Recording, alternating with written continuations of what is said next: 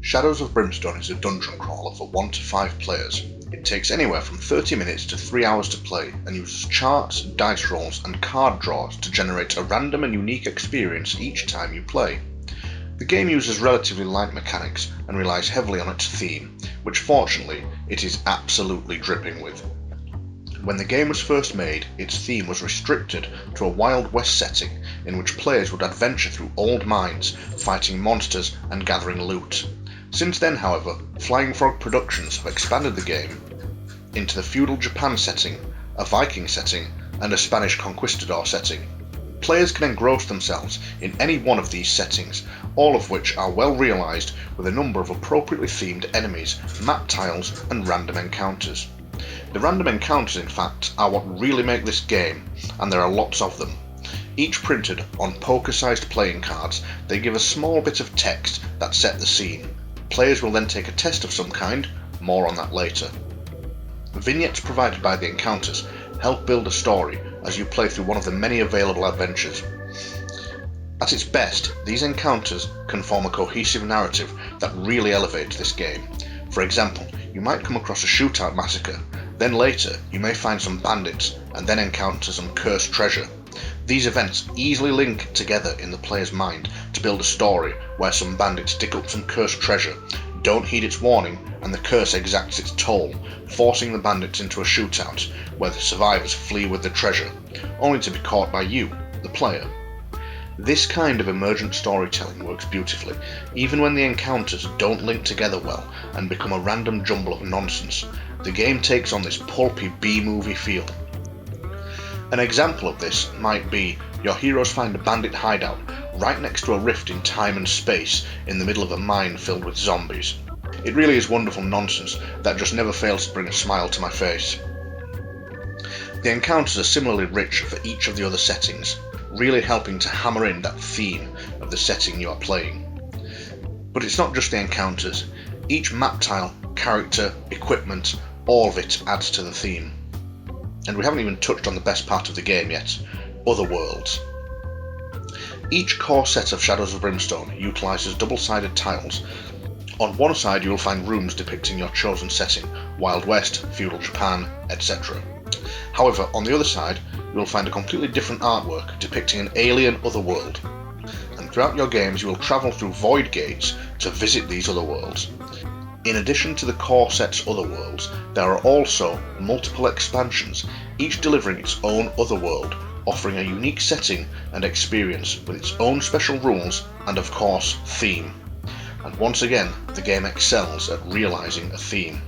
When you are travelling through the murky jungle swamps of Jargono, you will encounter the dangerous flora and fauna, while the oppressive heat saps your strength and wild beasts ambush your hero posse, giving this sense of ever-present danger where everything is trying to kill you. You could also find yourself travelling the derelict ship, a spacecraft where something has gone terribly wrong, and everything you encounter is ominous. Flickering lights, dark corridors, and strange noises give this environment a claustrophobic and lost in space atmosphere, which really brings forth the horror aspect of the game. There are many other worlds, including the ancient alien city of the Targa Plateau, the lava-soaked hell world of the Caverns of Cinder, the ruined World War I style diesel punk trenches of Tradera, and the post-apocalyptic deserts of the Blasted Wastes, which incidentally has Wild West canyons printed on the other side of the tile, making the Blasted Wastes 2 otherworld expansions in one. If this plethora of exploration, combat and eldritch horror across time and space through the eyes of pulp adventure archetypes sounds like the kind of thing you would enjoy, then this game might be for you. But before we rush to a conclusion, let's take a look at the mechanics. Shadows of Brimstone is a simple game at its core, harking back to older dungeon crawlers, with basic rules and simple dice rolls or card draws. A typical turn is structured like this. Step 1. Attempt to hold back the darkness. Step 2. Each player performs their turn. Step 3. Resolve any exploration tokens. The turn begins with a hold back the darkness roll, which is the game timer for Shadows of Brimstone. The time you have left is represented by the darkness token. As the token advances down the depth track, some spaces trigger darkness or growing dread cards, which are cards with unpleasant consequences for the heroes, sometimes making the game significantly harder with persistent effects. If the darkness reaches the end of the track, the game is over and you fail. However, unlike many games, in Shadows of Brimstone you roll 2 dice in an attempt to hold back the darkness, and if the result is equal to or higher than the target number listed on the depth track, the timer doesn't tick down.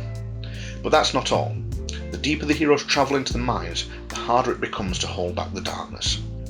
This is represented by the hero posse token, which begins at the other end of the track. Each time a new map tile is placed, the token advances 1 space. The depth track is clearly divided into 3 sections, and depending on which section the posse token is in, determines the target roll needed to hold back the darkness. After the darkness has been resolved, you move on to the player activation step. The player with the highest initiative activates. They roll a die for their movement. Yep, that's right, this game is a roll to move game, although it does have an alternative rule for fixed movement. If they roll a 1, they receive a grit. This is a resource players can spend to re-roll dice, so if you get a bad movement roll, grit is your compensation. You then move a number of spaces up to the die roll, and if you are stood on one of the map tile's open doorways, you may look through the doorway.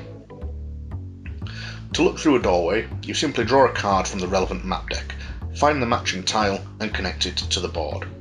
Then place an exploration token on that tile face down. If your character did not reach an open doorway, or you don't want to look through, then you may attempt to scavenge. To scavenge you roll 3 dice, and for each 6 you roll, you can draw a scavenge card.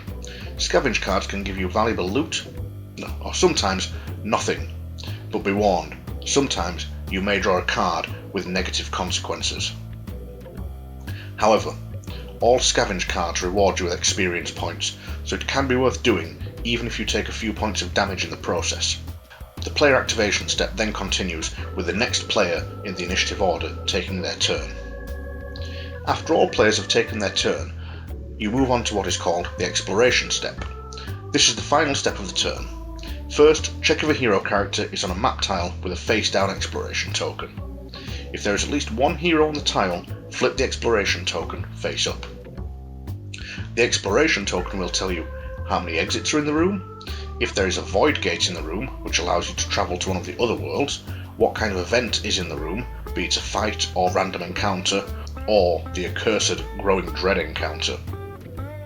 And lastly, if there is a clue in the room, which are used to track the progress of the adventure. This is the basic structure of a turn in Shadows of Brimstone, and makes up the bulk of the adventure. However, this is broken up by 2 things, encounters and fights. Encounters are drawn when the exploration token is marked with the word encounter. Sometimes you will have to resolve 2. Resolving an encounter is done by drawing a card from the encounter deck that matches the world you are exploring. So the Wild West Mines has its own deck, and each other world, such as the City of the Ancients, has its own deck. Each encounter bringing a random story beat to the adventure, appropriately themed to that world. For example, in the mines you might encounter a bandit's hideout, while in the City of the Ancients you could find yourself dealing with cryogenically frozen aliens from millions of years ago. The structure of an encounter card will in most cases have a piece of narrative text, then an icon followed by a skill check. The icon indicates whether one character chosen by the players, one character chosen at random, or all the characters perform the skill check.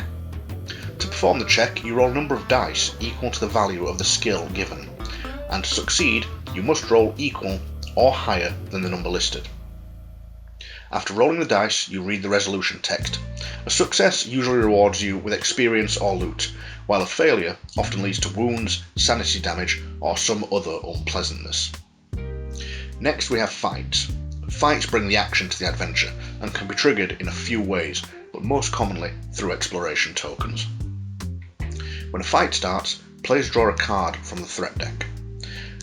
There are low, medium, and high threats used for most fights, as well as epic threats, but these are often used for boss encounters. Which deck you draw from will depend heavily on how many characters are in the hero posse. After you draw your threat card, you set up the enemies on the board in this checkerboard pattern. Then a new turn begins. Going in initiative order, starting with the highest, the heroes and enemies take turns activating. Most monsters will move and attack following a very simple AI, which is then sometimes augmented by special rules on their enemy record sheet. The players will have to roll the dice for the monsters as they have a to-hit roll for their attacks, just like the heroes do. The enemies in Shadows of Brimstone are mostly quite simple, but you often find yourselves fighting quite a few of them, so they still pose a threat. It is worth pointing out though that some of the expansion content can include enemies with a good deal of complexity. When an enemy attacks, if it hits successfully, the target hero gets to make a defense roll, and if successful, avoid taking the damage listed on the enemy record sheet. Some enemies have a special rule, such as Fear, which inflict horror hits on a hero. In the event a hero takes any horror hits, they get to roll their willpower to avoid any sanity damage. If a hero suffers wounds or sanity damage equal to their maximum values, they are knocked out, and if all heroes are knocked out, the adventure ends in failure. This is the basics of how enemies work. Heroes can be a little more complex, as, over the course of a game, or games, your hero can acquire new weapons and equipment to increase their number of attacks or damage outputs, and some weapons will have special rules that can apply a variety of effects. Heroes level up as they gain more experience, which gives them access to unique and powerful abilities that improve their combat prowess or some other aspect of their character. When your hero activates, you roll to move just like in any other turn, and then you may perform an attack. This can either be a ranged or melee attack. In a ranged attack, the character gets to roll dice equal to the shot's value of their weapon, while in melee they use the combat number listed on their character sheet. Once you have determined the number of hits, you then choose targets. Yes, that's right, it may sound strange, but unlike many other games, in Shadows of Brimstone you get to roll your hits first and then choose which enemy to apply them to. And you may do this one at a time or all at once. This is where a lot of tactical decisions come up in this game. Do I apply all my hits to this one enemy and make sure I kill it? Or do I spread the attack out a bit and hope for lucky rolls that might take out several? Once you've picked your target, you roll the amount of damage, usually on a standard 6-sided dice, but some weapons may use other dice. Then, reduce the damage number by the defense value listed on the enemy sheet. So if you roll a 6 and an enemy has a defense value of 3, you would inflict 3 damage. Once an enemy takes damage equal to its health value, it is defeated, and the character that defeated it gains experience equal to that listed on the enemy sheet. Once all enemies on the board are defeated, the fight ends. The heroes get to catch their breath, recovering a little health or sanity, and draw a loot card each to get some money or darkstone, or if they are really lucky, new gear, or even a rare and powerful artifact. This is the very basics of combat, and there is a lot more to dive into, but that's something you are better off exploring yourself if you decide the game is for you. So that's the basics of the game. Now let's take a look at the good, the bad, and the ugly.